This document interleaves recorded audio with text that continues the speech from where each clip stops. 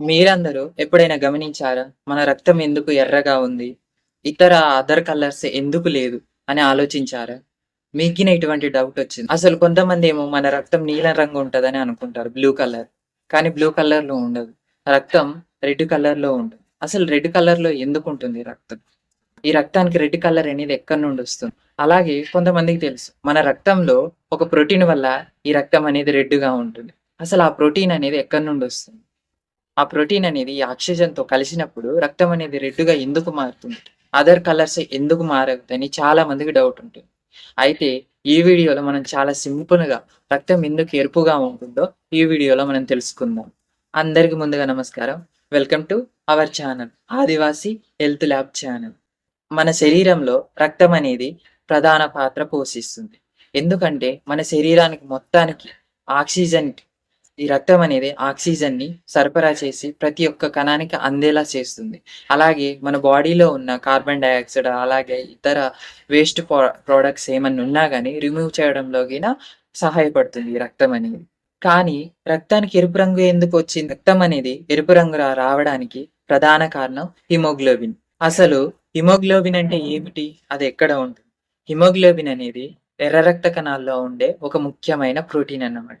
ఈ ప్రోటీన్ అనేది ప్రధాన లక్ష్యం ఏమిటంటే, మన ఆక్సిజన్ మన బాడీలోకి తీసుకున్నప్పుడు, ఆ ఆక్సిజన్‌ని బంధించి మన బాడీలో ఉన్న ప్రతి కణానికి చేర్చడానికి ఈ హిమోగ్లోబిన్ అనేది చాలా యూజ్ అవుతుంది. ఈ హిమోగ్లోబిన్‌లో హిమ్ ఉంటుంది. ఈ హిమ్ అనేది ఐరన్ అని అంటారు. అంటే ఇనుము నిర్మాణం కలిగి ఉంటుంది. దీని వలన మన రక్తానికనేది ఎరుపు రంగు అనేది వస్తుంది. అంటే సింపుల్‌గా చెప్పాలంటే రెడ్ బ్లడ్ సెల్స్, ఆ రెడ్ బ్లడ్ సెల్స్ నుండి హిమోగ్లోబిన్, హిమోగ్లోబిన్ నుండి హీమ్, హీమ్ నుండి ఐరన్. దీని వల్లనే రక్తం అనేది ఎరుపుగా మారుతుంది. ఇలా సైకిల్‌గా మనం చెప్పుకోవచ్చు. సైకిల్‌లో హీమ్ అనేదే ముఖ్యమైన భాగం. రక్తం ఎరుపు రంగుగా మారడానికి. అసలు ఆక్సిజన్‌తో రక్తం రంగు అనేది ఎలా మారుతుంది? ఇప్పుడు మనం తెలుసుకుందాం. గుండె నుండి రక్తం అనేది ఊపిరితిత్తులకి వెళుతుంది. అక్కడికి వెళ్ళినప్పుడు మనం పీల్చుకున్న ఆక్సిజన్ అనేది ఆ రక్తం అనేది బంధించబడుతుంది. అప్పుడు రక్తం అనేది ఆక్సిజన్ తోటి కలవడం వల్ల రక్తం అనేది ప్రకాశవంతంగా ఎరుపు రంగులో మారుతుంది. ఇక్కడ నుండి మన బాడీలోని వివిధ కణాలకనేది ఆ రక్తం ఆక్సిజన్‌ని సరఫరా చేస్తుంది. అలాగే సరఫరా చేసిన తర్వాత మళ్ళీ తిరిగి గుండె నుండి ఊపిరితిత్తులకి వస్తుంది. అప్పుడు రక్తం అనేది ముదురు ఎరుపు రంగులో ఉంటుంది. అయితే కొంతమందికి ఒక డౌట్ ఉంటుంది. మన రక్తనాళాలనేటివి నీలంగా ఎందుకుంటాయి? అంటే మనం ఇలా బయట నుండి చూస్తే ఇక్కడ మన రక్తనాళాలనేటివి ఆకుపచ్చ రంగులో, అలాగే కొంచెం నీలం రంగులో కనిపిస్తూ ఉంటాయి. అలా ఉండడం వల్ల చాలామంది సందేహపడతారు. రక్తం గిన నీలం రంగులో ఉండొచ్చు అని చాలామంది సందేహపడతారు. రక్తనాళాలనేటివి చర్మం కింద ఉండడం వల్ల, చర్మం ద్వారా కాంతి అనేది లోపలికి ప్రయాణిస్తుంది గదా! అందువల్ల అలాగే ప్రతిబింబం వల్ల మన రక్తనాళాలనేటివి మనం ఇలా చూసినప్పుడు ఆకుపచ్చ రంగులో, అలాగే నీలం రంగులో కనిపిస్తాయి. మన రక్తం అనేది 2 రంగులో ఉంటుంది. ఒకటి నార్మల్ ఎరుపు రంగులో ఉంటుంది. అలాగే ఒకటి ముదురు ఎరుపు రంగులో ఉంటుంది.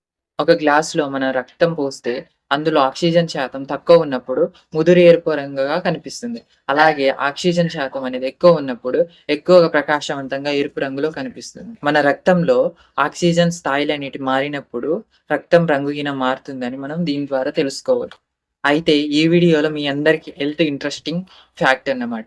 మన రక్తంలో ఉన్న హిమోగ్లోబిన్‌లో హీమ్ అంటే ఐరన్ అని చెప్పి, ఈ ఐరన్ వల్లనే మన రక్తం అనేది ఎరుపు రంగుగా మారుతుంది. ఈ ఐరన్ లేకపోతే కొంతమందిలో ఐరన్ డెఫిషియన్సీ వచ్చే అవకాశం గిన ఉంటుంది.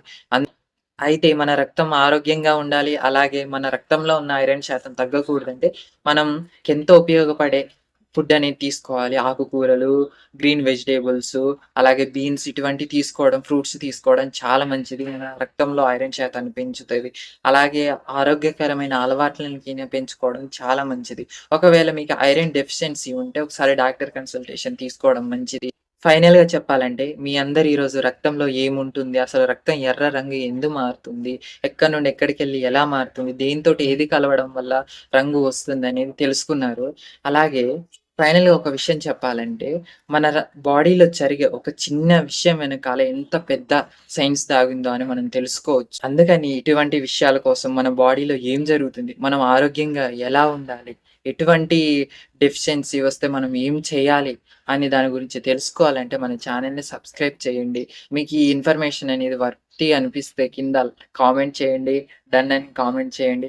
అలాగే లైక్ చేయండి, షేర్ చేయండి, బెల్ ఐకాన్ ఆల్‌లో ఉంచుకోండి. మీ ఫ్యామిలీ అండ్ మీ ఫ్రెండ్స్‌కి తప్పకుండా మర్చిపోకుండా గుర్తుపెట్టుకొని మరి షేర్ చేయండి.